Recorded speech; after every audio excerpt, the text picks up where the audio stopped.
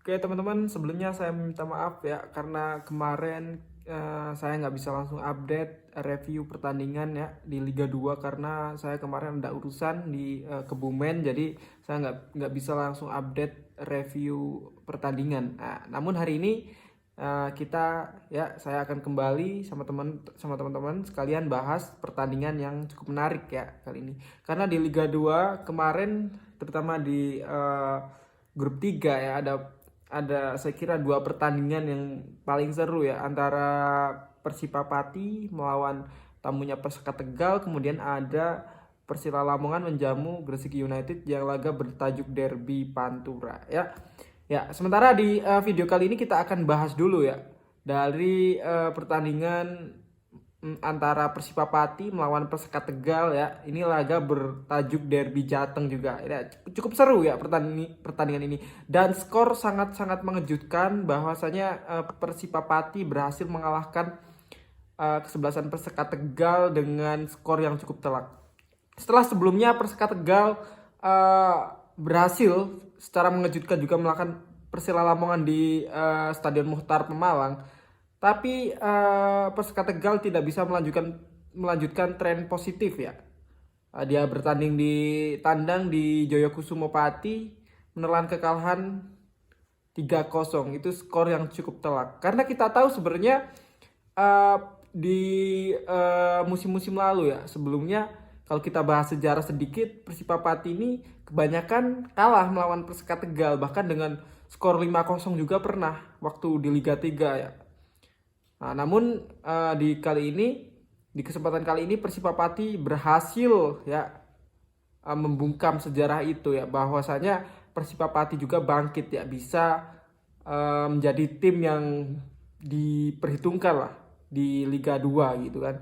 Sebelumnya juga di laga persahabatan melawan Perseka Tegal, Persipapati berhasil mengalahkan ya. Itu bermain di, kalau nggak salah bermain di Selawi ya, itu berhasil menang dengan skor 1-2. Persipapati menang melawan Perseka Tegal dan sekarang menang dengan skor 3-0, cukup telak ya. Kita akan bacakan dulu susunan pemain ya yang bermain kali ini untuk Persipapati ya.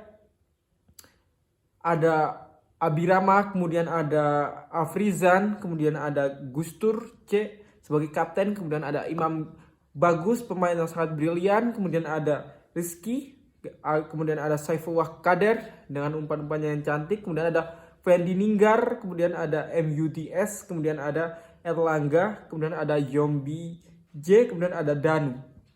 Oke, kemudian di Persekat ya. Di Persekat ada Teddy Harry, ada Luka F, ada Pian H, ada Marna, ada Wardan, kemudian ada Agung, ada Vivi Dwipan nih sebagai kapten juga.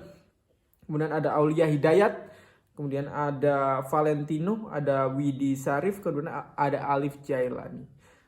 Oke. Dan fakta menarik ya, Persipapati memang menjadi tim dengan operan silang paling mematikan ya. Terhitung ada 12 operan silang sukses diraih Persipapati hingga pekan ketiga. Oke. Menjadi yang tertinggi di antara tim lain. Sementara klasemen ya.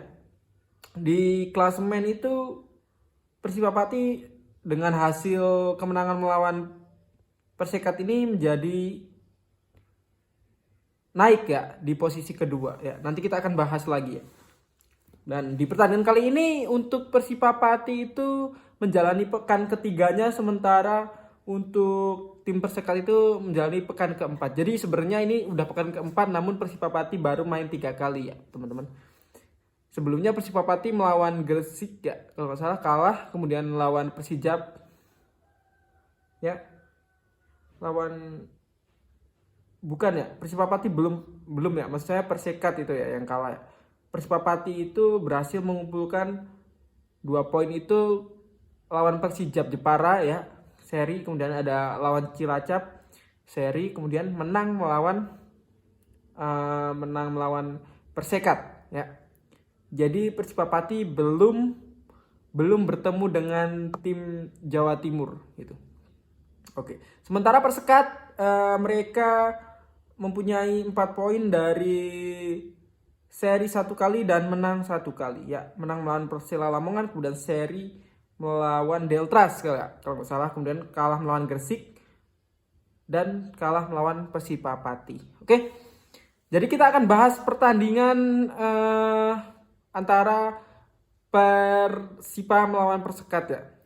Apa aja poin-poin yang membuat Persipapati bisa menang ataupun Persekat Tegal kenapa bisa kalah di dalam pertandingan tersebut. Oke. Jadi di pertandingan tersebut ya, sebenarnya Persekat Tegal ini dari awal sebenarnya ingin apa ya? Ingin menyerang ya. Kita lihat di awal-awal pertandingan Persekat mencoba untuk menguasai lini tengah dari permainannya. Namun Persekat Tegal selalu gagal dalam finishing ya. Maksud saya dalam umpan terakhir ke pemain depan itu selalu gagal, selalu berhasil dihalau ataupun pemain Persekat ini nggak bisa kontrol bola ya. Karena kita tahu di Stadion Joyokusumo ini kan lapangan terbuat dari sintetis juga. Jadi untuk Persekat ini perlu apa ya? Perlu menyesuaikan lah ya. Jadi lapangan memang licin ya, teman-teman juga bisa lihat dari highlight ya di YouTube. Itu lapangan sintetis emang licin dan emang beda, perlu penyesuaian buat tim-tim yang terbiasa main di lapangan alami ya. Nah, selain itu yang membuat Persekat saya kira kalah dalam pertandingan tersebut itu secara mental terlihat sudah kelihatan dari awal. Ini Persekat kurang berani ya dalam permainan lebih naik ya. Jadi terlihat saat menyerang itu pemain itu kurang ya, kurang orang bisa dibilang. Sementara dari Persipapati dia bermain sangat efektif saya kira. Dan kita lihat 2 gol ya dari Imam Bagus ya.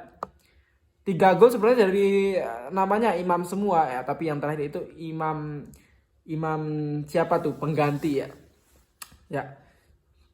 Dari 2 gol terlihat saya kira itu umpan yang sangat brilian ya. Yang gol pertama itu umpan sangat brilian dari pemain Saifullah Kader, itu umpan sangat brilian, terobosan ya. Itu kalau di PS itu segitiga ya.